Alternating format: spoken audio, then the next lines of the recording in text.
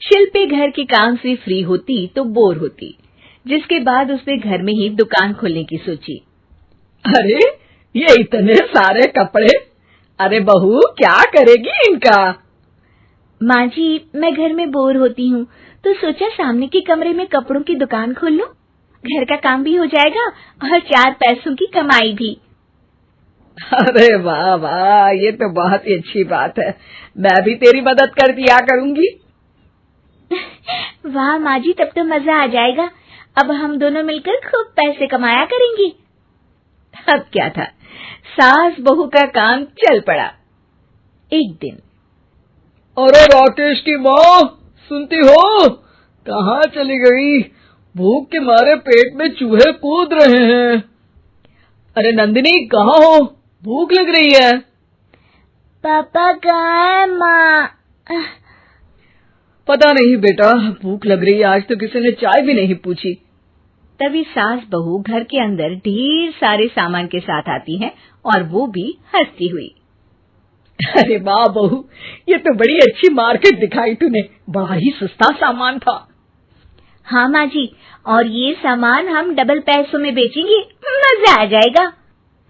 अरे बहू, भूख लग रही है, कुछ खाने को दे दे। माँ क्या बात है, आज किसी ने पापा को चाय भी नहीं दी? अरे बेटा, अब 40 साल में तेरे पापा ने क्या चाय बनाना भी नहीं सीखा? अरे बेटा रहने दे अब इस बहस को। तुम लोगों ने वैसे बनाया क्या है? बहू परेशान हो जाती है और सास को अकेले में लेकर जाती है। माँ जी, आज तो हम लोगों ने खाना ही नहीं बनाया। अरे बेटा, बाहर के छोले भटूरों से पेट इतना भर गया कि याद ही नहीं रहा कि घर में ये लोग भी हैं खाना खाने के लिए। अब क्या किया जाए? तभी घर में एक महिला आती है। जी, वो सुना है आप लोगों की यहाँ साड़ी बिकती है, जरा दिखाएंगे क्या? हाँ हाँ, क्यों नहीं। माँ जी, आप इन्हें साड़ी दिखाइए, मैं तब तक पिताजी और इनके लिए खाने का इंतजाम करती हूँ। सास उस औरत को लेकर सामने वाले कमरे में चली जाती है जहाँ उन लोगों ने दुकान खोली थी। वहीं बहू भी किचन में चली जाती है। अब इतनी जल्दी क्या बनाऊं? पापा जी तो खाने के लिए भी बैठ गए हैं। आइडिया, मैं खाना बाहर से ही ऑर्डर कर देती हूँ। थोड़ी देर में खाना आ जाता है और बहू टेबल पर खाना लगा देती है। हे भगवान, कितनी कड़वी दाल बनाई है बेटा। नहीं नहीं पिताजी, वो क्या बात है नंदिनी, रोटी तो चबाई ही नहीं जा रही है, लग रहा है रबड़ खा रहा हूँ। एक तो इतने महंगे होटल से खाना मंगवाया और वो भी इन लोगों को पसंद नहीं आया। तभी सास नोट गिनती हुई बाहर आती है। वाह माँ जी, बड़ी कमाई हुई लगती है। हाँ, मैंने वो 2000 वाली साड़ी 3000 में बेच दी। अरे वाह माँ जी। दोनों सास बहू बहुत खुश हो जाती हैं। मेरे पेट में ना बेटा जोर का दर्द हो रहा है। अरे माँ, क्या हुआ? पेट में दर्द? बाहर का कुछ खाया था क्या? मैदा तो नहीं खा लिया? मैंने छोले भटूरे खाए थे। माँ क्यों खाए? आपको तो पता है कि आपको मैदा सूट नहीं करता। चलिए माँ को डॉक्टर के पास ले जाते हैं। तभी अंदर से पापा की आवाज आती है। हे भगवान, मेरा तो पेट खराब हो गया। सब पिताजी के पास जाते हैं। पिताजी, आपको क्या हुआ? खाना बासी था शायद। अरे पिताजी, नंदिनी जानती है कि बासी खाने से आपकी तबीयत खराब हो जाती है, तो वो ऐसा क्यों देगी, है ना नंदिनी? वो खाना मैंने बाहर से ऑर्डर किया था। मैं और माँ दुकान का सामान लेने गए थे, इसलिए खाना नहीं बना पाए। क्या नंदिनी, दुकान के चक्कर में तुमने तो सारे घर का हाल बिगाड़ रखा है। चलो अब माँ और पापा को लेकर अस्पताल चलते हैं। अस्पताल में जाने पर डॉक्टर कहते हैं, हाँ, इन दोनों को तो एक दिन के लिए एडमिट करना पड़ेगा। क्या? क्यों? पेट ही तो खराब है ना। हाँ, तो घर ले जाइए ना, अगर लग रहा है कि कोई बड़ी बात नहीं है और हम सिर्फ पैसा कमाने के लिए इन लोगों को एडमिट कर रहे हैं। नर्स, जरा इन लोगों को बिल तो दे देना। चलिए, मैं आप लोगों को पैक हित समझा देती हूँ। जब बहू के हाथ में बिल आता है, हे भगवान, 60,000 रुपए! इतना तो मैंने कमाया भी ना था। अब समझ गई कि कमाई के चक्कर में घर के लोगों की सेहत के साथ मैं खिलवाड़ कर रही थी।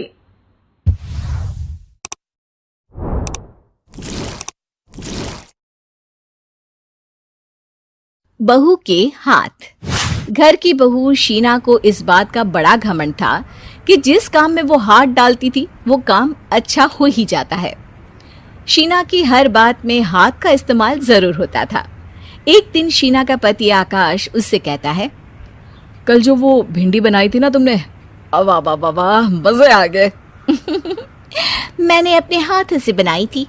मेरे हाथों में वैसे भी जादू है, जिस चीज को छू लेती हूँ सोना बन जाती है। अब ये थोड़ा ज्यादा हो रहा है। मतलब अगर हर चीज को छू के सोना ही बना देती हो तुम, तो हमारे नाम के पीछे भी अंबानी ही लगा देते हम। चुप रहो, मुंह पे हाथ रख लो, कुछ भी बोलते रहते हो। शीना की सास बगिया से पूजा के लिए फूल चुन रही थी। सुंदर, अति सुंदर, कितने प्यारे गुलाब के फूल हैं। भगवान जी खुश हो जाएंगे। मैंने अपने हाथों से जो पौधा लगाया था, मेरे हाथों की कोई भी चीज बेकार नहीं जाती। हाँ बेटा, सही कह रही है। इसीलिए तो तुम्हारे पिताजी से मैंने अपने बेटे के लिए तुम्हारा हाथ मांगा था। और उन्होंने हाथों हाथ में मेरा हाथ आपकी बेटी के हाथ में दे भी दिया था। हाँ बेटा, वो तो है, पर मुझे ये बता, तू ये हर बात में हाथ क्यों बीच में लेकर आती है? माँ जी, पंडित जी ने हाथ मेरा देखकर नैनीताल में कहा था कि मेरे हाथ जगन्नाथ हैं, मेरे हाथों से कभी कोई काम नहीं बिगड़ेगा, तो मेरे हाथों की तारीफ तो मुझे करनी पड़ेगी ना।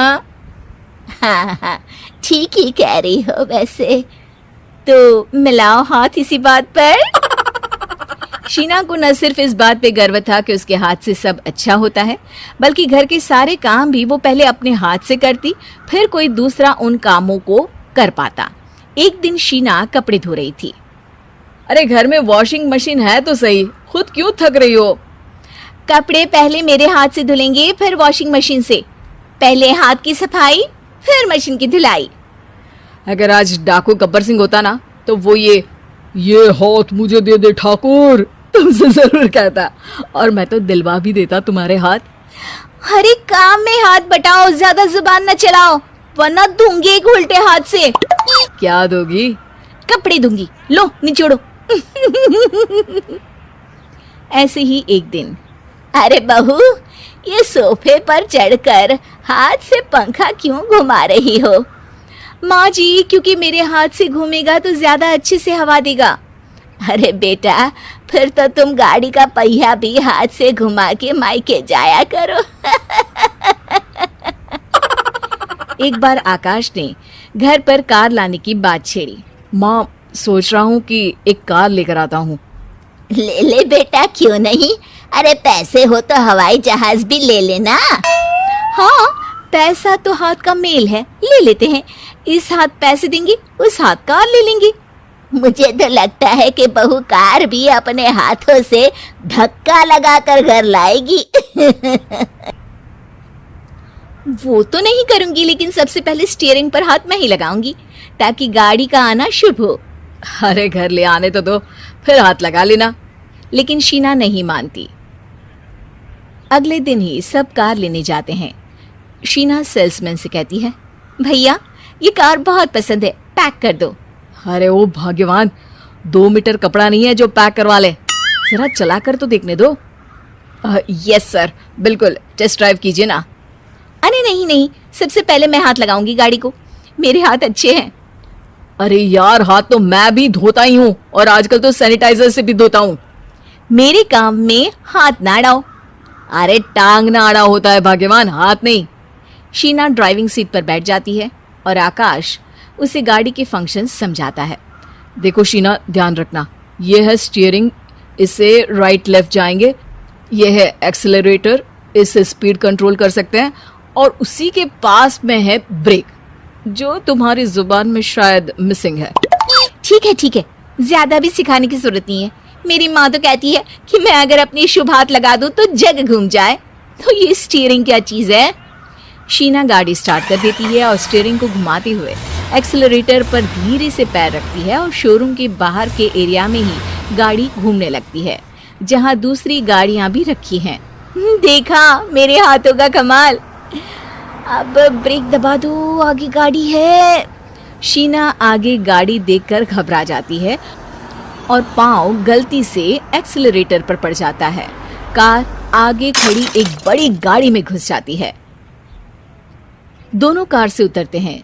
सेल्समैन भागते हुए आता है। अरे 7 लाख की गाड़ी खरीदने आए थे और 15 लाख की गाड़ी ठोक दी। Oh my God. आकाश की माँ, आकाश और शीना घबरा जाते हैं। इतना सारा पैसा कहाँ से आएगा? तभी वहां मैनेजर भी आ जाता है, पूरा माजरा समझता है। अरे टेंशन मत लीजिए, गाड़ियों का इंश्योरेंस था, आप जो कार लेने आए थे वही खरीद लीजिए। पर मैडम, जब तक आप सीख ना ले तब तक गाड़ी मत चलाइएगा। अभी तो आपने गाड़ी बस ठोकी है, जिसका बीमा भी था, लेकिन सड़क पे चलते हर इंसान का बीमा नहीं होता। अरे मेरे हाथों से ठुक भी गया ना तो उसकी जिंदगी बन जाएगी, और अगर चला भी गया तो स्वर्ग ही पाएगा। मैनेजर साहब, मेरे हाथ में कोई दिक्कत नहीं है, वो तो बस पाँव गलत जगह पर चला गया था। शीना की बात सुनकर आकाश अपना सर पीटता है और उसकी सास अपने हाथ से खुद का मुंह छिपा लेती है और मैनेजर हाथ जोड़कर माफी मांग लेती।